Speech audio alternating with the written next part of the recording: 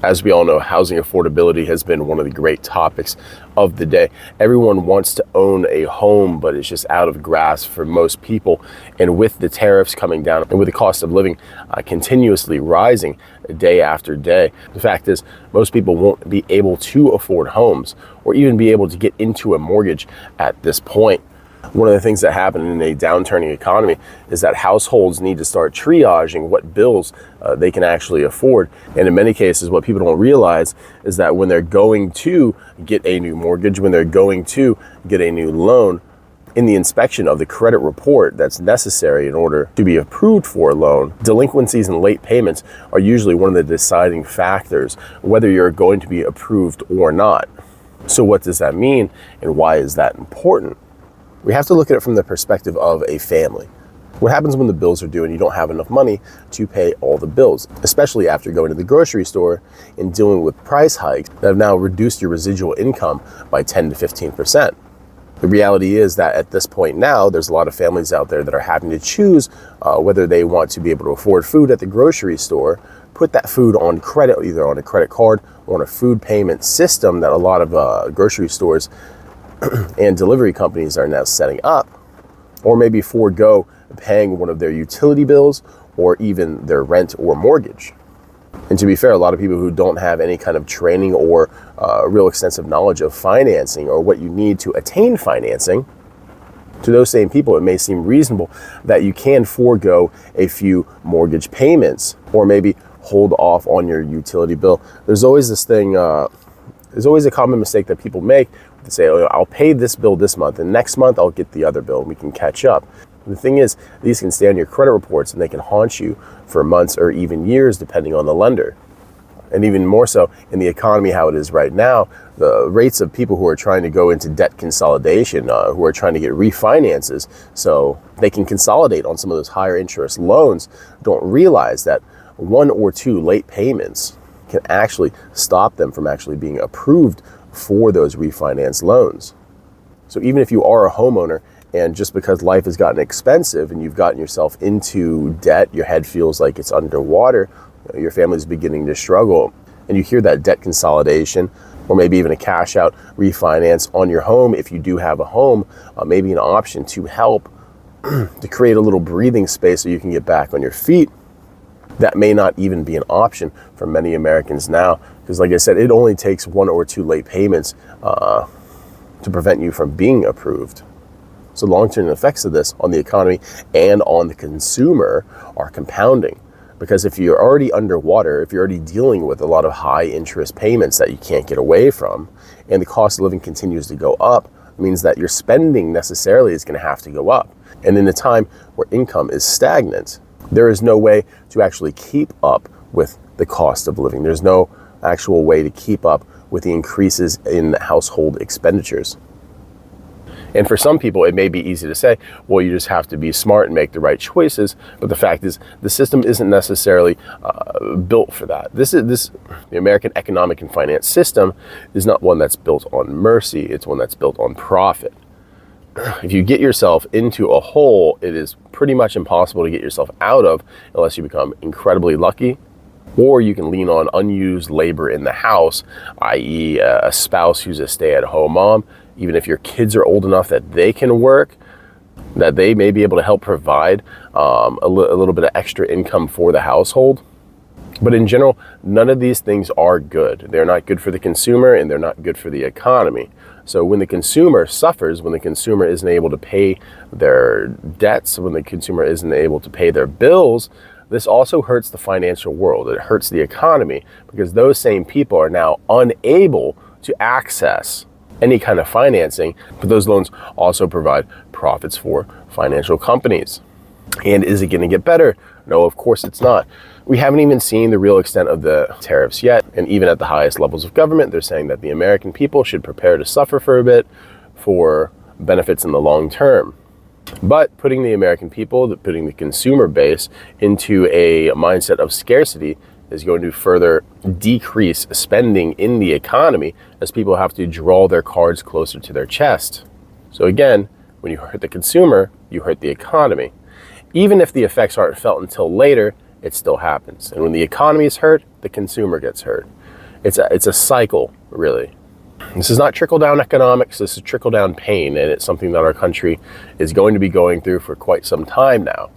But specifically when we're speaking of home ownership and people purchasing homes, people doing refinances, this is going to hurt the market. Will there be a push forward for refinances as more households focus on putting bills and putting necessities on credit card?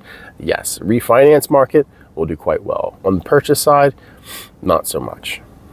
Though there may be government programs out there like FHA loans that help out consumers who have a less savory credit history, the reality is that more and more people who are going to forego on paying certain bills or paying their mortgage because they just can't afford it that month, or who begin to start paying their mortgages with their credit cards, these people will be not only locked out of refinancing, but any chance of getting a mortgage down the road within the next year or so will pretty much be impossible.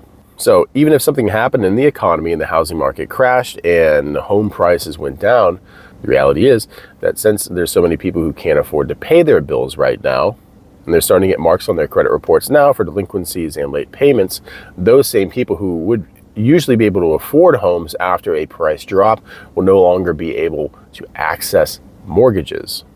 So even if the prices go down, the buyers simply won't be there. So what effect is that going to have? Could the house prices continue to drop? Maybe. And rates may go down at some point, creating more of a buying opportunity for a short while. Even Jerome Powell over at the Fed says that the American consumer shouldn't expect the home prices to go down, that there's going to be upward pressure on the housing market for quite some time to come. And with the history of the Fed lowballing reality, I think that we can all speculate realistically that those prices are going to continue to rise and people will continue to be locked out, as mortgages are not easy things to get necessarily. Because as credit scores suffer, the down payment needed to actually get a property will continue to go up. But as cost of living goes up, people are unable to save. So it puts the American consumer in a position where they just cannot afford to own homes. And this is as much of a realistic approach to the housing economy as it stands right now as you can possibly get. In 2025, the housing market is going to come off the rails. People aren't going to be able to buy. Home prices are going to go up and come down and go up and come down. There's going to be spots in the market throughout the country where the prices fluctuate. And that level of instability, that level of uncertainty is going to drive the market down even further. And I, as a human being who's been living in America, can tell you that when the economy suffers, again, the consumer suffers. At no point are we going to see prices at the grocery stores drop anytime soon. These tariffs and the counter tariffs that other countries are launching against us are going to have a serious impact on the supply chain of pretty much every commodity coming into the United States. And the argument may be that, well, we need industry in the United States and that, we should work on purchasing products from the United States. But America is not an international creator anymore. We are a consumer base. Even the argument from this administration now is that the world should compete for access to the greatest consumer base in the global economy, and that is America. So in all reality, we are dependent on foreign products, and there is no infrastructure for America to become a producer again. Not only is there no infrastructure, but there's no will to do so. And people being locked out of drawing equity from the market means that there's less people to invest. The only people who will be able to invest in a downturned economy are large corporations and individuals who are already millionaires and billionaires.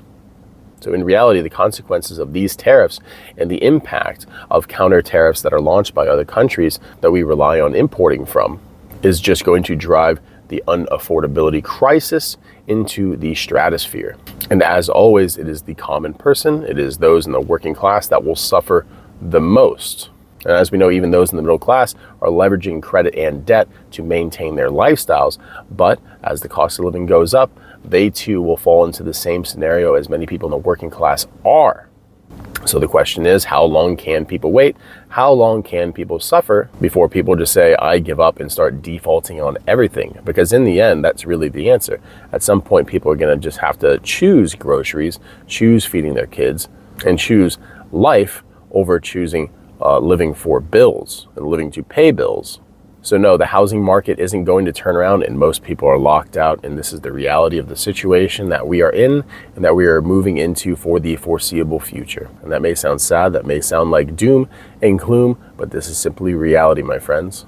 Manage your debt as well as you can and try to stay on top of your bills, and try to learn as much as you can about leveraging your finances and leveraging your equity, even if you are a homeowner. Because in the future, I feel like many more people are going to go after things like home refinances and cash outs and home equity loans to maintain their households and to survive.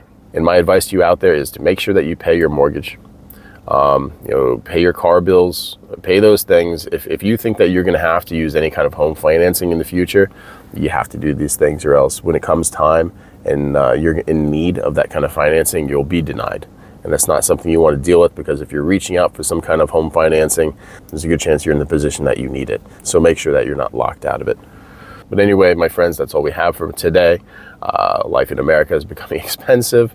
The housing market is going crazy. These are pretty crazy times that we live in, but we're all surviving it for now together. So keep your heads up. Have a good weekend. Try to stay out of the rain because it's wet outside. And I hope you guys have a great one.